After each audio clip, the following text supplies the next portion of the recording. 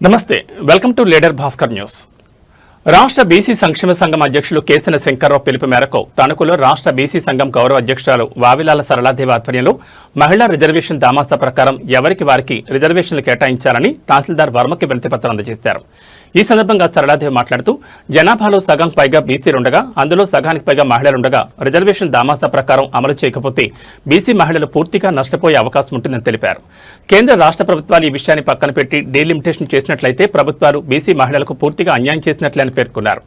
జిల్లా బీసీ సంఘం అధ్యక్షులు వర్ధన్నపల్లి కాశీ మాట్లాడుతూ ఈ విధంగా రాష్ట్రం అంతటా వినతి పత్రాలు ఇస్తున్నామని ప్రభుత్వం పట్టించుకోలేని పక్షంలో ఈ విషయం తీవ్ర పరిణామానికి దారితీస్తుందని అన్నారు.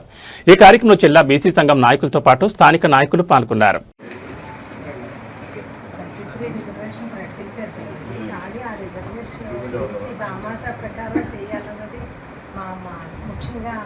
ఇక్కడ బీసీ నేతలు అందరూ కోరుతారు. అలా దామాషా ప్రకారం చేయని విధానంలో అయితే కనుక బీసీలు చాలా నష్టం, ముఖ్యంగా బీసీ మహిళలు చాలా నష్టపోయే వ్యవస్థ ఉంది. కాబట్టి మీరు మరి కమిషనర్ కలెక్టర్ రాష్ట్ర వ్యాప్తంగా కూడా బీసీ సంక్షేమ అన్ని జిల్లా కలెక్టరేట్లు ఇవ్వడం జరుగుతుంది.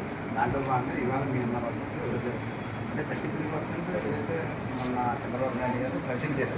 దాంట్లో 33లో సబ్ కోటా బీసీకి ఎంత ఇస్తారనే దాని మీద మేము మళ్ళీ ఇవ్వాలని ఎవరిని అడుగుతున్నాం.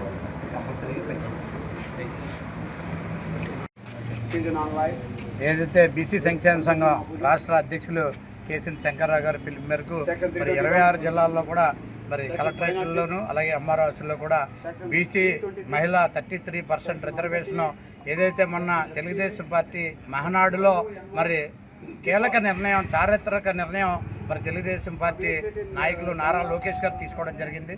దానికి ముందుగా మా బీసీ సంక్షేమ సంఘం తరఫున అభినందన తెలియజేస్తూ ఏదైతే మరి కేంద్రం పిలుపు మేరకు కాకుండా రాష్ట్రంలో ఏపీలో జరిగే మహిళా దాంట్లో 33% రిజర్వేషన్ అమలు చేస్తామని చెప్పి మరి ఏదైతే మహానాడులో చెప్పడం జరిగింది. దానికి అంతా కూడా మేమందరం కూడా చాలా చారిత్రక నిర్ణయం, ఎంతో కాలం నుంచి జరిగే దాంట్లో వాళ్ళ పార్టీ తరఫున 33% మహిళ ఇస్తున్నారు. దాంట్లో బీసీ సబ్ కోటా ఎంత ఇవ్వాలనేది ఒక ఆలోచనతో మేము ముఖ్యమంత్రి చంద్రబాబు నాయుడు గారికి అలాగే ప్రధానమంత్రి నరేంద్ర మోడీ గారికి అందేలాగా ఎక్కడికక్కడ రిప్రజెంటేషన్లు ఇవ్వడం జరిగింది.